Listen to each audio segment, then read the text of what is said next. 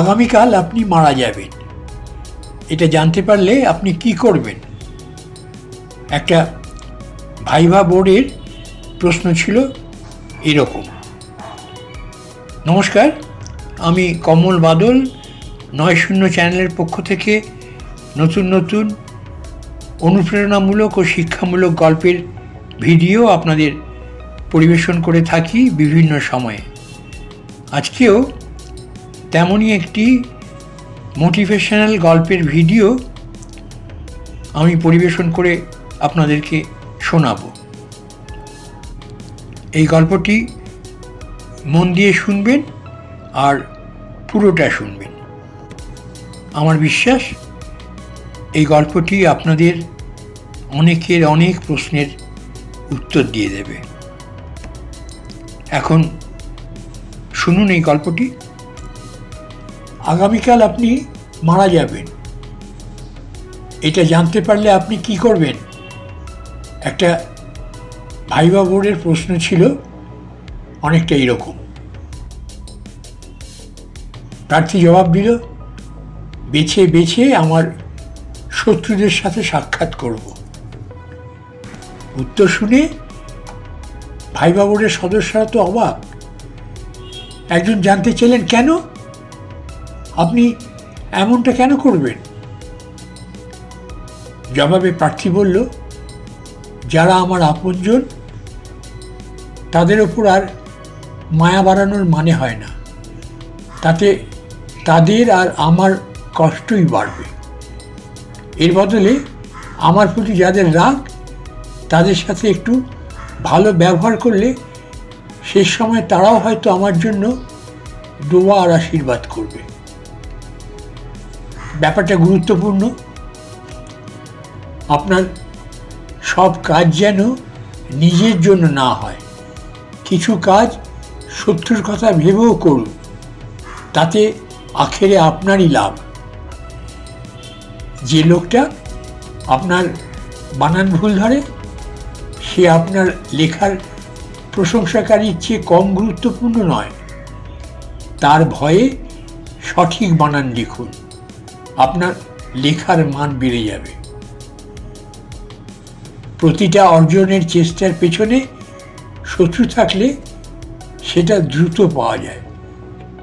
শত্রুদের সম্পর্কে সতর্ক থাকুন, কিন্তু তাদেরকে ঘৃণা করবেন না। একটা মানুষ যখন আপনাকে গালি দেয় তখন সে আপনার কাছ থেকেও একটা পাল্টা গালি শোনার জন্য অপেক্ষা করে থাকে। আপনি গালি দিয়ে দিলেন তো শেষ, ব্যাপারটা চূড়ান্ত নোংরামি হয়ে গেল, আর তার উদ্দেশ্য সফল হলো। আর যদি গালির জবাবে হাসি মুখে তাকে শুভকামনা জানান, সে আপনাকে নতুন করে আবিষ্কার করবে।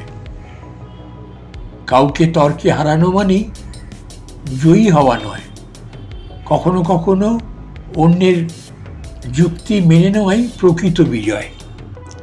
গল্পের ফাঁকে একটা অনুরোধ ছেড়ে নিই আপনাদের কাছে, তা হলো এই যে আমাদের চ্যানেল ৯০কে আপনারা বেল আইকনটি টিপে সাবস্ক্রাইব করুন, আমাদের ভিডিওগুলো দেখুন এবং দেখে আপনাদের মূল্যবান লাইক দিন আমাদের ভিডিওগুলোতে। আর আমাদের ভিডিওগুলোকে আপনারা আপনাদের বন্ধু বান্ধব, আত্মীয় স্বজন এবং কাছের মানুষজনের মধ্যে শেয়ার করুন, এই আবেদন করি। এখন আবার গল্পে ফিরি। একটু আগে যেটা বলছিলাম যে আপনাকে যদি কেউ গালি দেয় তার জবাবে হাসি মুখে তাকে যদি আপনি শুভকামনা জানান, সে তখন আপনাকে নতুন করে আবিষ্কার করবে। কাউকে তর্কে হারানো মানে তো জয়ী হওয়া নয়, কখনো কখনো অন্যের যুক্তি মেনে নেওয়াটাই প্রকৃত বিজয়।